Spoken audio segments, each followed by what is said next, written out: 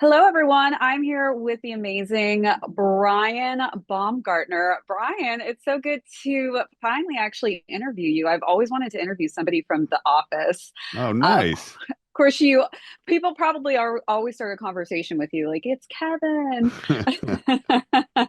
But I would love to know, I mean, since The Office took off, since, pretty much every character kind of blew up, how do you balance that beloved character that you're known for with the real life you who lives for golf? Well, look, I spent a few years after the show ended trying to put that in a box. Like, I'm done with that now. I'm moving on. This is who I am. This is what I want to do. And then a funny thing happened on the way to Netflix, ruling the world. The show became bigger than it was when it was on. I mean, we won Emmys and awards, and it was a big show for NBC, but it was not what it became, certainly through streaming. So I pretty much uh, figured out this wasn't going to be put away. Like I needed to to embrace it, and so I did. And I had a podcast, The Oral History of The Office. I wanted to dive back in and relook at the show and embrace Kevin and who he was, while at the same time trying to be true and organic to myself. I think if I had tried to fake it and pretend to be interested in things that I wasn't really, but just trying to find something different, it wouldn't have worked as well. But my passion and love of sports, golf in particular, and embracing those things. Now hosting a podcast about golf, playing golf all over the world on television and beyond, is something that's true and real for who I am. And so that's how I've tried to at least change people's perspective of me, or at least show people that there are other sides besides Kevin, who I still love. Well, I love that you didn't fully put Kevin in a box and tuck Yeah. him away in a closet somewhere, never to be seen again. I would love a spin-off even of Kevin maybe takes on golf and do a side series of some kind. That would be pretty entertaining to watch, I think.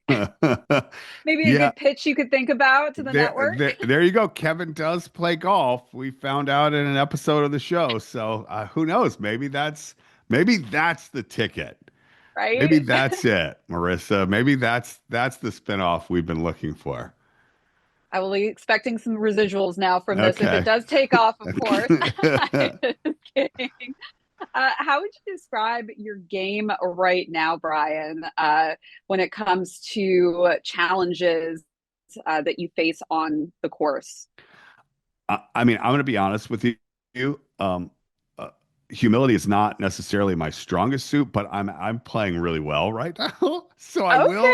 I will say I just this summer went to St. Andrews, played the old course, and and played very well there in 30-mile-per-hour winds, which was Wow. surprising to me. Had probably my best round in a couple of years, a couple of weeks ago.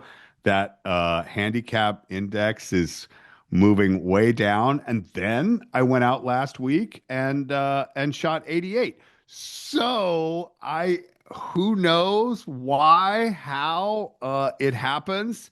But even when you're feeling well, feeling good, feeling like you're in a good spot, expecting to play well and shoot really low, things just can fall off the rail. So I don't know. That's golf, I guess. I love the story, though, about the 30-mile hour wind. 30 That's pretty mile an hour cool. winds. Yeah. Helping the golf game. Yeah. There you go. Maybe that's what we need. We'll bring in a bunch of fans anytime you Fans. need some extra wind to help guide you and support Yes. you. Fans. That's right. So I want to talk about this, Voltaren. So you are the new relief caddy. Of course, I know what a caddy is, but I've actually never heard of a relief caddy, which is really cool. Well, that's Uh, what's so genius about this, Marissa. And I can say it because it wasn't my idea. I was pitched this idea. When you're playing, you have somebody helping you. You have somebody carrying your bag or giving you advice, helping you on the course. And by the way, what a lot of people don't know, you also have people behind the scenes. You have physical therapists and masseuses and people who will stretch you and give you medications that might be helpful when you're playing a tournament. You're playing, four, five, six times over the course of a week. Things are going to hurt. You're going to need to be stretched out or massaged or whatever. So to me, that's the genius behind this idea is okay, well, the players get someone helping them. Why don't we find people, i.e., me, to help the fans? Because the fans are out there too. And they're walking 6, 7, 8 miles, but more than that, the standing for hours and hours and hours. It can bring arthritis joint pain. It can make people hurt. And so the idea of me putting on a caddy bib with some friends who really know what they're talking about and helping people, giving them some product and also educating them to stay active. I mean, ultimately, that's the goal. If you're hurting, if you're afraid you're going to hurt, your knees are going to hurt, your back is going to hurt.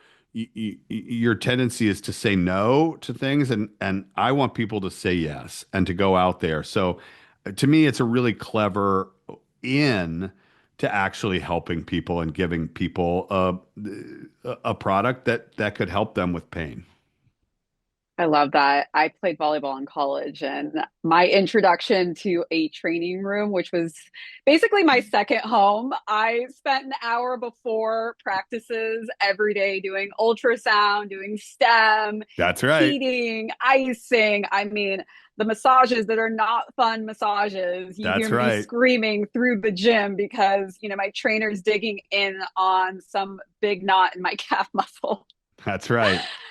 But I mean, it is a very common experience. And I mean, it can affect your game. Has there been a point for you with joint pain where it has really affected you on and off the course? I mean, absolutely. I mean, for me, it's again, I feel like, or I feel sorry. I feel like it's the standing. I mean, I know it sounds so crazy. I mean, anyone who stands a lot, it won't sound crazy to them. But even at different appearances, where I have the opportunity to talk to fans, or I'm out at outside for hours and hours, just the standing in some ways is more difficult than the walking. I don't know if that even makes sense, but I think, as a golf fan out on a course doing the walking and also the hills and so forth standing, yeah, it can just make your joints hurt. For me, it primarily, which is why I love the campaign because it's around golf. For me, it's mostly around golf. When I'm playing in some of Mhm. these big events, like I said, I'm walking 3 or 4 days, but playing, swinging, usually six times in a 7 day period, and stuff just starts hurting. I mean, it's undeniable. You think of golf as, oh, is it really a sport? Are they really athletes? Well, guess what? You Yes. you come out there and do it, and I promise you, you will you'll be impressed by the physical toll that it takes on your body. All of that standing and walking and swinging and so forth. And Voltaren, not just me, but many others who I've talked to now that I've been participating in this campaign, who have very openly, candidly admitted that Voltaren has helped them with joint pain that they have as well. I think it's interesting too, because I think for many different ages as well. I mean, I was told from a pretty early age, oh, yeah, you're going to have a lot of arthritis. And, seeing an MRI scan, they're like, we see it Volleyball? here, we see it here, That's and right. everywhere. I'm just like, why do I feel like I'm 80 years old already and I'm only in my 20s and you're already foretelling my future of arthritis? But, products like this really are so beneficial when getting you through these, challenging moments. Even something as simple as standing. I think people forget where in the back of my head, I always hear my coach saying, scapular retract, Marissa, scapular retract, where we get, really lazy and your shoulders slump forward, you stop engaging your core. And of course, in standing, I can imagine, you're compensating and your body just tends to get lazy on you Yep. and you stop engaging things that really keep you intact. Yeah. And so I love, that this specific product has helped guide you through that. And also just the empathy that you have for the audience as well, who are actually watching you. I mean, it does take a toll on you as well, unlike a lot of other sports where you do get to sit, in a chair or bleachers. Right. For golf, you're going to miss all the action That's with right. that, Yeah. unfortunately. I would love to know, Brian, as far as like when you put the caddy, away and you store the clubs back in the bag, what adventures are you looking to in the future? Any other fun projects that you're looking forward to? Well, we're talking about golf right now. So, I've been working in the podcast space since 2019, but this last year, I finally got smart enough to bring in some co-hosts because it's made it so much fun for me. Cooper Manning and Kenny Mayne, we are hosting a podcast now. We need a fourth, which is about golf. We've had some amazing conversations with the best golfers, professional golfers in the world, and also hacks like me from the world of film and television and music and it's and other sports as well. So that's been a lot of fun for me. And unfortunately, all I can say is something will be announced very soon, maybe hours or days away from being Oh, wow. announced, something that's coming this fall that I'm very excited about. So stay tuned. www.me soon. It will be announced, but unfortunately we can't talk about that today. But it's going to be a busy fall. I'm excited to go out to TPC Boston for the FM Championship this Friday, August 28th, and be able to interact with some fans there and have some fun. And the other thing that I will say about Voltaire and helping people, I'm not a doctor, so forgive me at that. But this used to be a medication that you had to get a prescription for, and now it's over the counter. So it's accessible for you if you're experiencing pain and you talk to someone and they advise you to use it. It's something that you can easily get now, where in the past that wasn't the case. I love the accessibility. I mean, I feel like at one point in time you were so limited in what you could get. It was almost silly the stuff you had to go see a doctor Yeah. for, and now to have that easy access is incredible. But I'm really excited for you, Brian, with all these fun future projects. It sounds like the golf game is continuing to be successful, and that caddy number is going down. And it's really exciting that you're bringing on some co-hosts as well. I mean, the more the merrier, as I That's always say with right. things. That's right. Well, thank you so much, Marissa. I appreciate it. Keep the shoe game strong. Thank you. I'm We'll going to have to try to be actually, you. I'll end with what is your favorite comfortable go-to sneaker if you could pick? Like every day. Yeah, like every day, this is going to get you through the day walking. You're not going to feel so tired. Well, I mean, because I'm talking to you, Jordan 1 high tops. Ah, I was actually I was in a documentary with Jordan for a golf docu-series. It was No, the first Jordan collaboration for a golf seeker. there you go.